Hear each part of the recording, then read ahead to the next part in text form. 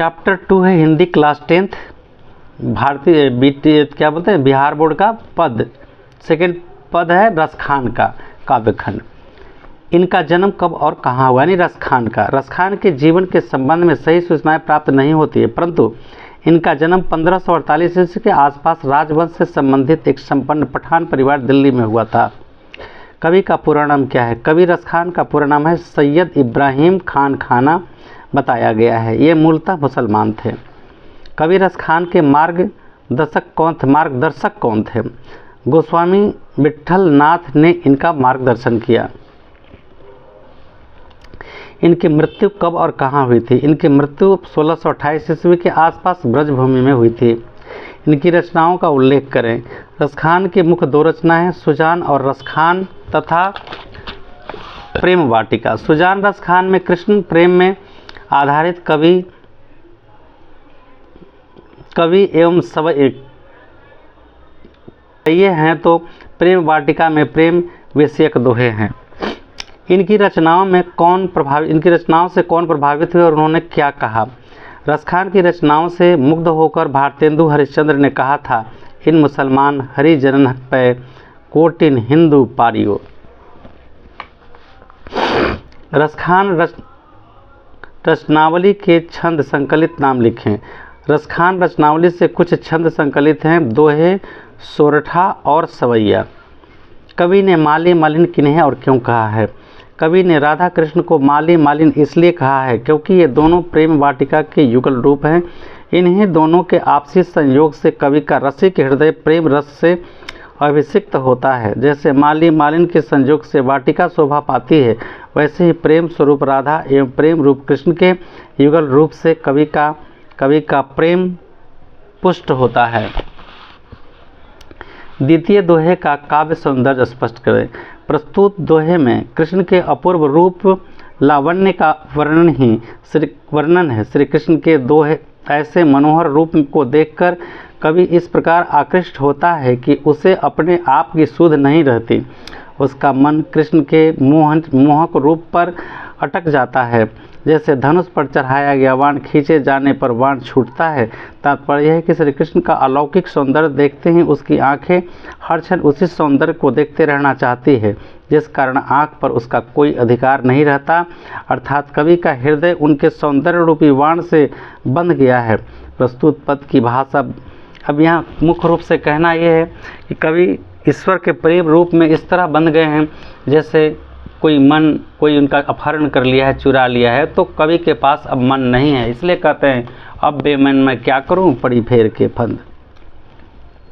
कृष्ण को चोर क्यों कहा गया है? कवि का प्राय स्पष्ट करें, भाव स्पष्ट करें। कवि ने कृष्ण को चोर इसलिए कहा है क्योंकि जिस प्रकार चोर कोई सामान चुरा कर ले जाता है, सामान वाला व्यक्ति वस्तु से वंचित हो जाता है, उसी प्रकार कृष्ण का अलौकिक सौंदर्य कवि के मन को चुरा लिया है, अर्थात आकृष्ट कर लिया है। फलतः उसका मन उनके अधीन नहीं रहता। कवि के ऐसा कहने का तात्पर्य है कि उसका मन कृष्ण के सौंदर्य से इतना आसक्त है कि वह बेमन क्या है, कवि को कृष्ण के सिवा और कुछ दिखाई ही नहीं देता।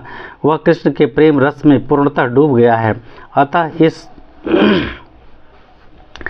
दोहे से कवि के उद्विग्न भाव का पता चलता है, कृष्ण के प्रति प्रेम का पता चलता है। अगला क्वेश्चन है, सवैये में कवि की कैसी आकांक्षा प्रकट होती है? भावार्थ। प्रस्तुत सवैये में कृष्ण एवं ब्रज के प्रति कवि का पूर्ण समर्पण प्रकट होता है।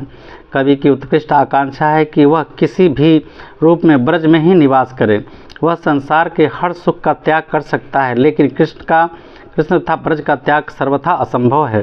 तात्पर्य यह है कि कवि रसखान कृष्ण प्रेम में इतना रम गए थे कि उन्हें कोई भी सुख अच्छा नहीं लगता था।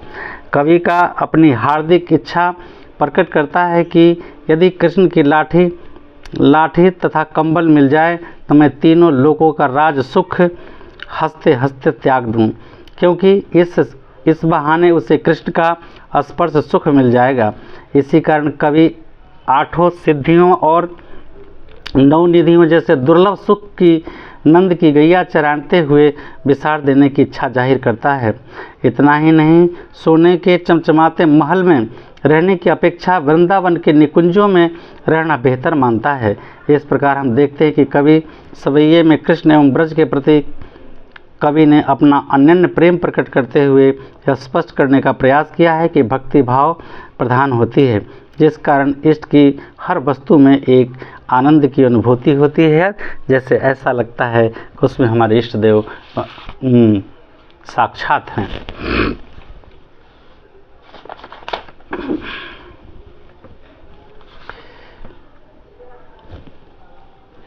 मन पावन चितचोर पलक ओट नहीं करी सके। प्रस्तुत पंक्ति कवि रसखान लिखित दोहे सोरठा में उद्धृत है। इस कवि ने राधा कृष्ण के रूप में सौंदर्य की विशेषता पर प्रकाश डाला है। कवि का कहना है कि उसके हृदय में दोनों युगल रूप अर्थात कृष्ण और राधा इस प्रकार स्थापित हो गए हैं कि हर समय उन्हें देखते रहना चाहते हैं। तात्पर्य यह है कि कवि राधा कृष्ण के प्रेम में रूप पर इतना क्षुब्ध हो, इतना लुब्ध यानी इतने लुभावित हो गए हैं, यानी इतने इतने हैं उनके प्रति प्रेम प्रकट कर दिए हैं कि उनकी आंखों से हर क्षण एक टक उसी रूप को देखते रहना चाहती हैं। अर्थात राधा कृष्ण के अलौकिक रूप ने उनके मन को चुरा लिया है। अतः इससे कृष्ण के प्रति कवि का प्रेम अभिव्यंजना होती है। रस खाने कबों इन आँखें सो ब्रज के बनबाग तराग निहारो। प्रस्तुत पंक्ति के माध्यम से कवि रस खान ने अपनी व्यवस्था प्रकट की है। उनका कहना है कि वह कृष्ण के अलौकिक रूप से इतना अभिभूत हो गया है कि उसका मन अब उनके अधीन नहीं है, अर्थात कवि के अधीन नहीं है। इस व्यवस्था के कारण वह अन्य किसी से प्रेम नहीं कर सकता। उसका मन तो राधा कृष्ण के प्रेम जाल में बुरी तरह फंस चुका है। अतः कवि अपनी लाचारी प्रकट करते हुए यह स्पष्ट करता है कि जब कोई व्यक्ति सच्चे दिल से किसी पर समर्पित हो जाता है तब वह उस पर आश्रित हो जाता है। इस आश्रय के कारण व्यक्ति का अपना कुछ शेष नहीं रह जाता है। इसलिए कवि भी इस प्रेम के कारण स्वयं को लाचार या विवश महसूस कर रहा है।